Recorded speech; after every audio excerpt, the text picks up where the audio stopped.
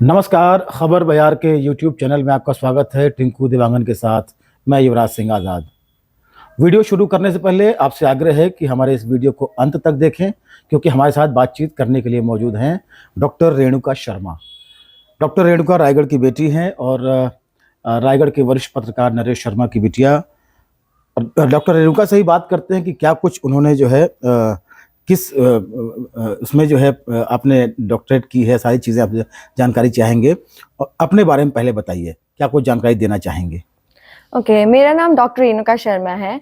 मैंने BNYS की degree हासिल की है, जो कि भोपाल कॉलेज से है, that is Sant Hirdaram medical college of naturopathy and yogic sciences. Basically मैं नेचुरोपैथ होने के अलावा मैं एक लेखक भी हूँ, यानी कि ऑथर भी हूँ। मैंने अपनी 3 बुक्स ऑलरेडी लिख चुकी है। वो आपने पोएम्स की जो लिखी हैं, हाँ, उस पे हम लोग आएंगे, लेकिन ये जो पक्ष है आपका, जो मूल रूप से इस पे बातचीत करेंगे। वो तो आपका बहुत बड़ा एक व्यक्तित्व का जो एक पक्ष है, उस पे भी आएंगे, लेकिन पहले आपकी शिक्षा दीक्षा को लेकर बात करते हैं। ओके, सो बेसिकली नेचुरोपैथ एक ऐसा पेशा है जिसमें हम पेशेंट्स को ऐसे ठीक करते हैं। बेसिकली हम लोगों को पेशेंट समझते नहीं है। आजकल की जो दुनिया है वो मेडिसिन की तरफ पूरी तरीके से झुकी हुई है। उनको ये लगता है कि मेडिसिन के बिना हम ठीक ही नहीं हो सकते। तो जो हमारा पेशा है वो बेसिकली ड्रगलेस सिस्टम ऑफ मेडिसिन है। मतलब हम इसमें मेडिसिन नहीं देते, हम आपकी जीवन शैली को परिवर्तित करने में बेसिकली हम रोल प्ले करते हैं। एक इंसान का बेसिकली उनको ये लगता है कि वो बीमार है तो उसके पीछे कोई ना कोई कारण है, पर उस कारण पे वो जाना नहीं चाहते। जैसे सबको पता है कि उनकी जो रूटीन होती है वो डेली बेसिस पे इतना स्ट्रेस लेते हैं, उनके खान पान पे ध्यान नहीं देते हैं। आधी हमारी बीमारियां तो उसी वजह से होती है, पर वो उसको नेग्लेक्ट कर देते हैं।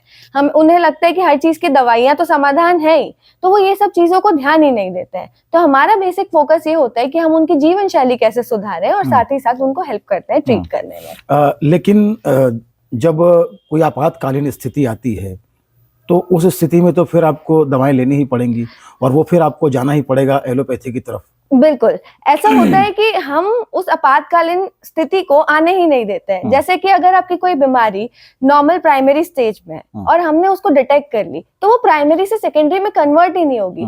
अगर हम उसको नेग्लेक्ट नहीं करेंगे, हम उसका इलाज पहले से लेने लग जाएंगे, तो वो बीमारी जल्दी समाधान हो जाएगी, उसका समाधान हमें जल्दी मिल जाएगा। अगर हम उसको नेग्लेक्ट करते रहेंगे और हम शुरू से उसकी दवाइयां ले लेके उसको सप्रेस करते रहेंगे, उसको और सीरियस कंडीशन में मतलब वो आगे सीरियस होते रहेगी, तो हमें फिर दवाइयां लेना पड़ेगा, फिर वो आगे सर्जिकल इशू भी बन जाएगा। लेकिन एक चीज है जो हमारी आज की जो जीवन शैली है, चाहे खान पान को लेकर हो या आपने बात की स्ट्रेस को लेकर है, ये भी कहीं ना कहीं इंसान की जिंदगी का एक हिस्सा बन गया है। तो ऐसे स्थिति में कितना सहायक होता है जो आपका डिपार्टमेंट है, नेचुरोपैथी का डिपार्टमेंट है, कितना सहायक साबित होता है और कैसे लोग इसको फॉलो कर पाते हैं? सो बेसिकली क्या होता है, नेचुरोपैथी अपने आप में एक ऐसी पैथी है जो स्ट्रेस बस्टर के नाम से जानी जाती है। जनरली जब हमारे पास, जैसे हम मैंने आपको बताया, हम पेशेंट्स नहीं बोलते हैं, हम बोलते हैं हेल्थ सीकर। मतलब जिनकी अगर हेल्थ खो जाती है वो वापस सीख करने हमारे पास आते हैं। जैसे कि आप बोल रहे थे कि जीवन शैली की वजह से, हमारी जो जीवन शैली है उसकी वजह से तनाव आजकल बढ़ रहा है। तनाव बढ़ने का रीजन ही यही है क्योंकि हम आजकल अपनी personal and professional life balance नहीं कर पाते हैं। जैसे कि अगर किसी की प्रोफेशनल लाइफ में इशू है तो वो घर आके अपनी पर्सनल लाइफ में निकालते हैं, पर्सनल लाइफ में इशू है तो वो प्रोफेशनल लाइफ में निकालते हैं, तो उनको बैलेंस नहीं पता है। तो वही बैलेंस को हम प्रॉपर काउंसलिंग से उन्हें डील करते हैं और उन्हें बताते हैं कि आपको चीजों को डील कैसे करना है। साथ ही साथ जो हमारे ट्रीटमेंट्स होते हैं वेरी रिलैक्सिंग, वो बहुत ज्यादा रिलैक्सिंग होते हैं। जैसे कि massage therapy, hydrotherapy, mud therapy, ये अपने आप में इतने अच्छे ट्रीटमेंट्स होते हैं कि अगर एक हेल्थ सीकर इनको लेने आए तो पूरी तरीके से तनाव मुक्त महसूस करेगा। आप रुद्राक्ष में हैं तो रुद्राक्ष की बताएंगे वहाँ क्या खासियत है और किस तरीके से लोग वहाँ आते हैं और स्वस्थ होकर जाते हैं? जी, बेसिकली रुद्राक्ष नेचुरोपैथी वेलनेस रिजॉर्ट है। ये एक ऐसा छत्तीसगढ़ के, बेसिकली मैं बोलूँ तो रायगढ़ में खुला है, तो रायगढ़ के लोगों के लिए बहुत अच्छी चीज है। हम यहाँ से दूर रह के, मतलब दूर जाते हैं ट्रीटमेंट्स लेने के लिए, पर रायगढ़ के लोगों को अभी तक पता ही नहीं कि इतना अच्छा नेचुरोपैथी सेंटर रायगढ़ में खुला हुआ है। वहाँ पे जितने एक्सपर्ट्स हैं वो काफी टैलेंटेड है। बेसिकली होता क्या है, एक रायगढ़ की जो पब्लिक है वो जब आती है वहां पे तो उन्हें पहली बात तो वहाँ का इंफ्रास्ट्रक्चर वो आउट ऑफ द बॉक्स है। वहाँ की जो सोच है इंफ्रास्ट्रक्चर के पीछे वो काफी अच्छी है। जो हमारे डायरेक्टर की सोच है उसके पीछे उनका विजन काफी अच्छा रहा है। और बेसिकली उनका विजन जो है वो घर घर तक नेचुरोपैथी को पहुंचाना है। क्योंकि आजकल जैसे मैंने आपको बताया दवाइयां का सेवन इतना बढ़ गया है, तो रायगढ़ के लोगों के लिए वो बहुत जरूरी था। क्योंकि हम देख रहे हैं लोग पतंजलि जाते हैं, बैंगलोर जाते हैं ट्रीटमेंट लेने, पर जब वो रायगढ़ में खुला है तो लोग जब आते हैं तो वो सर्विसेज की इतनी ज्यादा तारीफ करते हैं कि इतने एक्सपीरियंस लोग रायगढ़ में कैसे हैं, इतनी अच्छी टीम आपने रायगढ़ में कैसे बिल्डअप करी और इसके पीछे आपका क्या विजन था। तो उनको इतना रिलैक्सिंग लगता है कि वो अपनी माउथ पब्लिसिटी से और भी लोगों को प्रभावित करते हैं उस चीज में आने के लिए। आपने नेचुरोपैथी की बात की जी, और हम रायगढ़ में रहते हैं, तो यहाँ का नेचर पूरी तरीके से बर्बाद होने की कगार पर है। जी।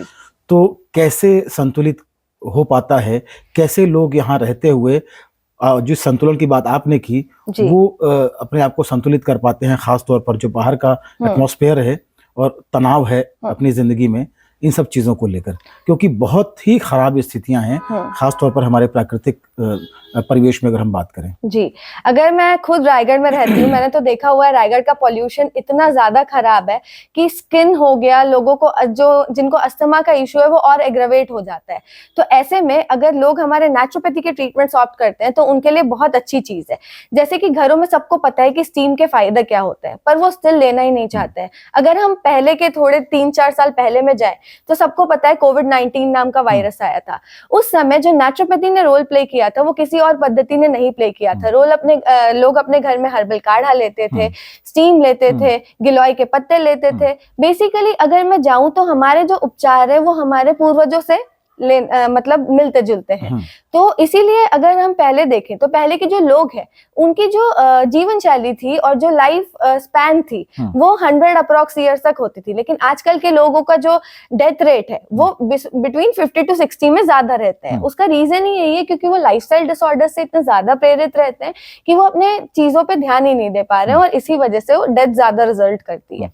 एंड ये है कि रायगढ़ के अगर हम प्रदूषण के बारे में बात करें तो ऐसा है, रुद्राक्ष में तो इतने अच्छे ट्रीटमेंट्स है इसके लिए, जैसे कि अस्थमा बात हो गया, फेशियल स्टीम हो गया और साथ ही साथ नस्यम जैसे आयुर्वेदिक ट्रीटमेंट्स जो आपको अस्थमा की तरफ बढ़ने ही नहीं देंगे। वो पॉल्यूशन के मामले में इतना अच्छा आपको रोल प्ले करेगी कि आपका जो पॉल्यूशन रिलेटेड इशू है वो काफी हद तक ठीक हो जाएगा।